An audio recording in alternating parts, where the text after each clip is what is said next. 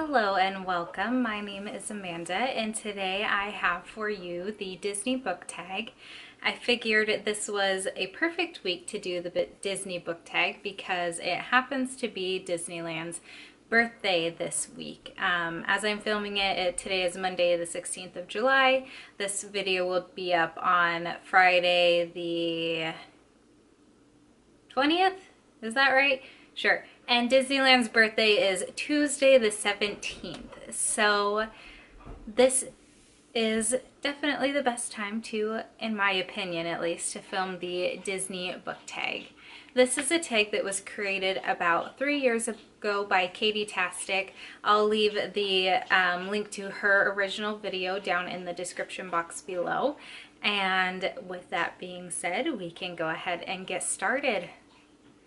The first prompt is the Little Mermaid, and this is a character who is out of their element, or a fish out of water. And for this, I thought of Zori from Starry Eyes. This is a book that I recently read in June during the Summer Relax-a-thon readathon that happened in the Creating & Co Facebook group. And Zori is kind of not your typical outdoorsy type of person. She loves to have a plan for everything.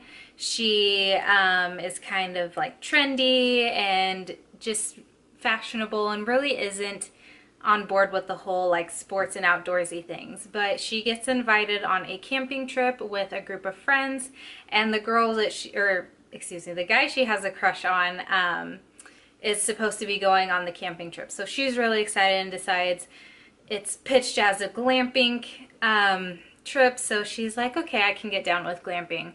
Well, turns out they end up going into the backcountry and things happen.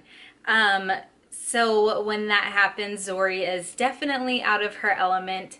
She isn't so sure how to hike and backpack, how to pack her pack properly. She's unsure about wilderness and how to act around wild animals, and basically kind of just how to survive in the wilderness. But she does eventually come into her own and figure it out with the help of one of the other camping members, and it has a very nice ending at the end. But definitely at the beginning, Zori was way out of her element. The second prompt is Cinderella, and this is a character who goes through a major transformation. And the first person I really thought of was Triss from the Divergent series. Triss, so in Divergent, if you don't know, they, the members of society are separated by factions, and so you've got different factions based on kind of personalities, what people are allowed to do for careers, how people have to dress, how people have to act, those sorts of things. And Triss, when she starts out, is in abnegation. That's where her mom and dad are. That's where her brother Caleb is. And during the ceremony, she may or may not switch. If she were to make that switch, she kind of, not necessarily, she does go through a major transformation if she does switch. I mean, who knows, right? No spoilers. I'm sure we've all read this by now, but just in case you haven't, I don't want to say anything too much. But with the switching of the faction, there's obviously different careers that you can go through. There's different people you hang out with and people you associate with. Your clothing and kind of outward demeanor changes, and those sorts of things. So she does end up going through a transformation. I felt she was very fitting for this prompt. The third prompt is Snow White, and this is a book with an eclectic cast of characters. And for this, I chose Wicked by Gregory Maguire, right? Yeah, him. And I've just always thought that like the Wizard of Oz had such an eclectic cast of characters, so it was kind of a instant thought for this one just to pick Wicked, because you do have Elphaba, who is the Wicked Witch, or turns into the Wicked Witch. You've got Glinda the Good Witch, You've got like the Cowardly Lion, the Tin Man, the Scarecrow, and all of those. And then just kind of the munchkins that are in this. You meet the, do you meet the flying? I think you meet the flying monkeys. It's been a while since I've read this, but you just have this whole strange group of people that have different relationships with each other and kind of come together or fight against each other. So this is definitely a book with an eclectic cast of characters. The fourth prompt is Sleeping Beauty, and this is a book that puts you to sleep. I wouldn't say I've necessarily like fallen asleep because of a book. I've mostly just fallen asleep because I was tired. But a book that it was like treading through quicksand to get through, because I don't really DNF books very often, was Good Omens by Terry Pratchett. I never remember his last name, and Neil Gaiman. I read this book via audiobook in April, I think it was, for the Magical Readathon Owls, and it was my I think it was my potions. No, it was my divination subject. And if I weren't trying to finish all 12 of my prompts for the Owls Readathon, I would have DNF'd this book. I thought it was so boring. I didn't understand what message they were trying to get across. I felt like it was all over the place, and I did not want to listen to it. So it was very difficult for me to get through, and I wouldn't have given it the chance if I didn't want to get all 12 of my owls. The fifth prompt is The Lion King, and this is a character who has had something tragic happen to them in their childhood. And for that, I am choosing Theo from The Goldfinch. I'm not going to spoil anything, but someone very close to him passes away, and he has to end up going living with a friend. And he grows up, kind of gets into the wrong sorts of things. Oh gosh, what else can I say without spoiling anything? Basically, he had a very tragic beginning. It happens at the beginning of the story, and it follows him throughout the rest of it.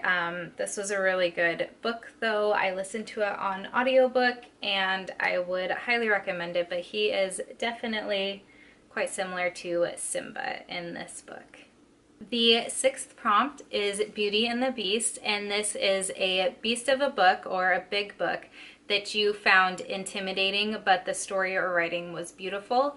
And for this one, I struggled a little bit. I haven't read a whole lot of big books, and I guess the ones that I have read I use for other prompts, or it's mostly been classics, and they've just been kind of middle of the road for me, nothing super spectacular that stood out. But for this one, I am going to go with Sabriel by Garth Nix. This is the first book in the Abortion series. It's a 3-book series with, I think, 1 prequel. This is the only book in the series I've read so far, and it's not, I mean, it's almost 500 pages, but the writing is really big. I was just intimidated by this, I guess, probably because all 3 books are around this size, and I wanted to get through them all pretty quickly. It was something I didn't know a whole lot about. I think it was kind of recommended for people who are fans of Harry Potter. It's got definitely that magical school and training sort of vibe about it, but it follows a main character who's a necromancer and having to save her father. So overall, this was a really interesting book. It did take me a little bit to get into, but I really enjoyed the ending, and I am looking forward to finishing the series eventually. It's not anytime soon that I have planned out for it. Prompt number 7 is Aladdin, and this is a character who gets their wish granted for better or for worse. And for this, I kind of instantly thought about Oliver Twist from Charles Dickens' book, Oliver Twist. He is orphaned at a young age and kind of struggles to survive for a bit. Once he reaches a certain age, he gets pulled from the orphanage home, I guess you could say, the convent that he's at, being raised, to essentially kind of be sold into a family as help. He ends up escaping, running away, and then falling in with this band of thieves, and meets some really nice people along the way, but things happen to where he is pulled away from them as well. And ultimately, all Oliver wants is to find a very loving home, and he either does or he doesn't in the end, but we'll say his wish is probably granted. But I don't want to spoil it too much if you haven't read it. It was definitely a fun read for a classic. It was really cute, and you just root for Oliver the whole way through.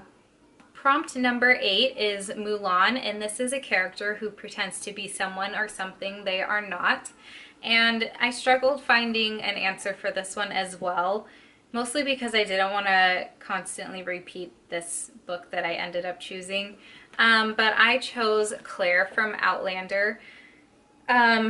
It's not a spoiler to let you know that there is time travel involved with this. Claire starts out in Scotland in like 1945 or 54 or something like that, and gets transported back to the past in like, is it Scotland in the 14 something or 17 something? I don't remember the dates. But basically she can't just go up to any average Joe on the road and say, hey, I need you to take me back to that magical fairy ring that I saw witches dancing in and was transported here. So she has to build a cover story and kind of rely on that to help her survive in this new time that she is transported in. So she's definitely a character quite similar to Mulan.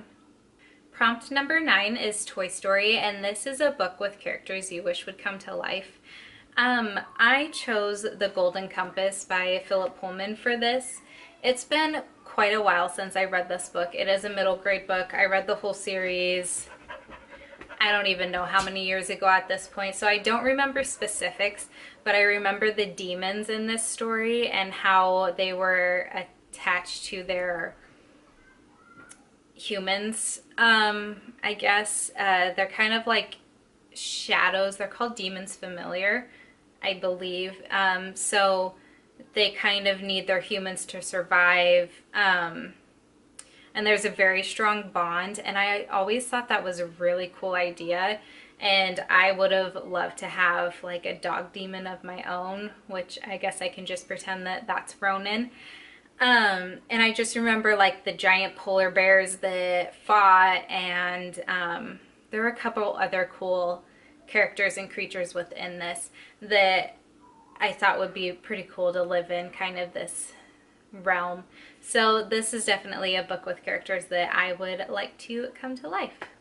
Just not the bad ones. Those can stay in there.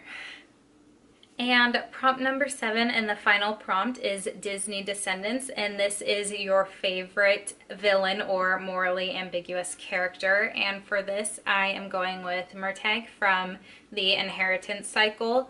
I believe we meet him in book 1 and learn a little bit about his past, not a whole lot, but we do learn more about him throughout the series. And he's got a very complicated past. You know, there's part of him that wants to do so much good and so much right, but he feels like he can't because of where he comes from. So he's a character that I just, like, my heart ached for him. I really wanted him to be able to do the right thing and to do the thing that he had his heart set on.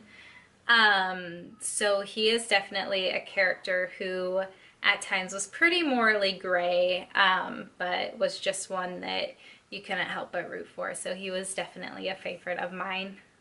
So that is it for this tag. I really hope you enjoyed. I know it's been going around for quite a few years now, but if you haven't done this tag already and would like to, please do so. And if you do, I would love it if you would leave the link to your video down in the comments below so that I can head on over and watch your video and see your answers. If you don't want to film a video but want to answer the questions, please also do so in the comments down below, and I will chat with you there until my next video. Bye!